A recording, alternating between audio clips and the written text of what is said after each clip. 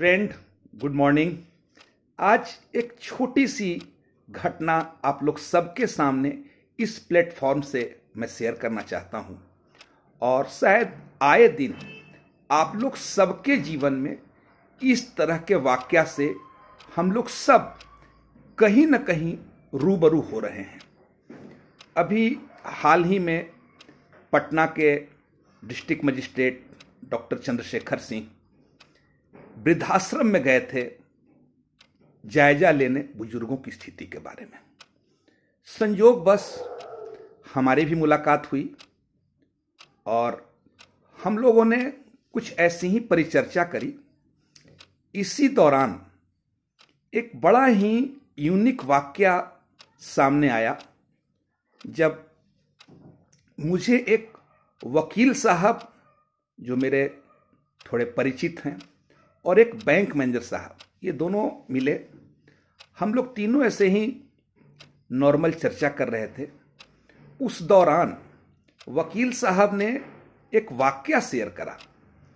थोड़ा सा हो सकता है आप लोगों को कुछ विशेष अटपटा न लगे, लेकिन मुझे जिस माहौल में परवरिश मिली है मुझे थोड़ा अटपटा भी लगा और मुझे लगा कि शायद मैं अपने चैनल के माध्यम से समाज में आए इस बदलाव को आप लोग सबके साथ शेयर कर सकूं।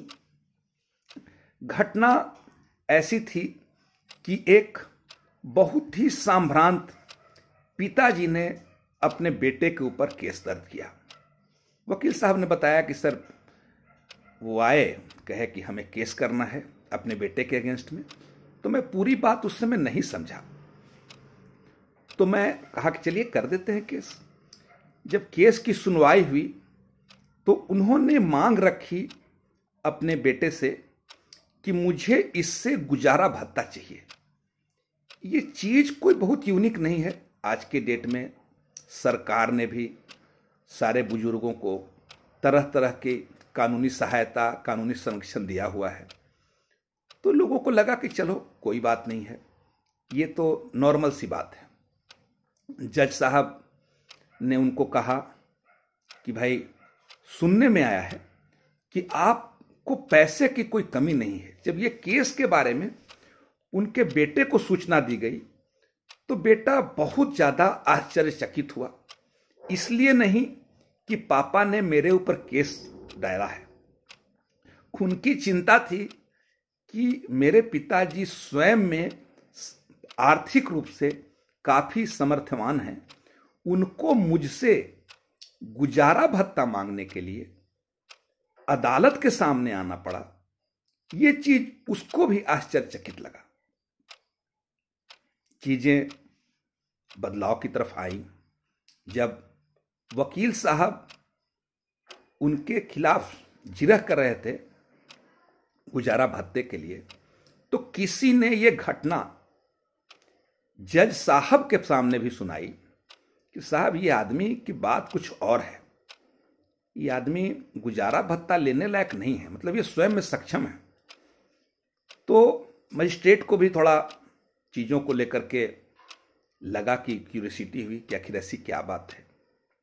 मजिस्ट्रेट ने जज साहब ने तथाकथित पिताजी को बुलाया अपने चेंबर में और उनसे पूछा कि बाबूजी, ऐसा मुझे सुनने में आया है कि आपको पैसे का दरकार नहीं है, आप स्वयं में काफी सक्षम व्यक्ति हैं, लेकिन आपने हमारे पास ये केस दायर किया है पद के गरिमा को ध्यान रखते हुए। मुझे आपके बेटे के खिलाफ एक्शन लेना पड़ेगा, लेकिन वाकई क्या स्थिति है? तो पिताजी ने कहा कि नहीं साहब, केस तो मैंने किया है। तो मजिस्ट्रेट ने कहा कि ठीक है, मैं आपके बेटे को बहुत सी धाराएं ऐसी है जिसके अगेंस्ट में आप कहें तो जेल भिजवा देता हूं। ना ना ना ना, जेल नहीं भिजवाना है साहब। तो कहा क्यों? वो तो आपको नहीं दे पाएगा, ये आपके साथ ये अगर आपको ये सब दिक्कत है, नहीं कोई दिक्कत उससे नहीं है, और गुजारा भत्ता भी मुझे सिर्फ 500 रुपये चाहिए। तो कहा गुजारा भत्ता 500 चाहिए इस महंगाई के माहौल में? जज साहब ने कहा कि आप कह रहे हैं जेल भी नहीं भेजना है, तो कहा कि मैं क्या। वो जो वृद्धजन थे उनकी आंखों में आंसू आ गए। उन्होंने कहा कि साहब, मुझे अपने बेटे से बहुत प्यार है, मैं ये चाहता हूं कि उसी गुजारा भत्ता देने के एवज में वो मुझे अपने से मिलने आए, मुझसे मिलने आए। क्योंकि गुजारा भत्ता किसी से दिलवाना नहीं है, मेरा केस है कि वो गुजारा भत्ता खुद मुझे देने आए।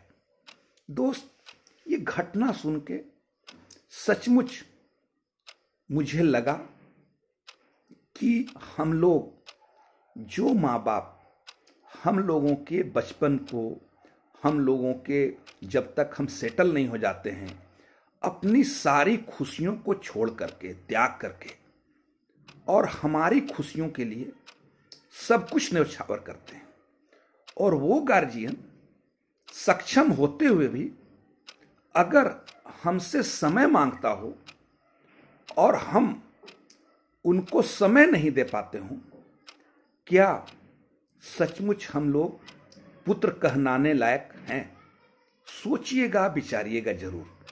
क्योंकि बहुत टाइम हम ये देखते हैं, हम अपने पिताजी भी महसूस करते हैं, उनको इसकी इच्छा होती है कि समय समय पे बेटा सामने आके मुलाकात करे। वाकई कभी कभी खुद से इंट्रोस्पेक्ट भी करता हूं और ये कोशिश जरूर करता हूं कि उनकी शिकायतों को शिकायत ही रहने दूं, तकलीफ में ना बदलने दूं।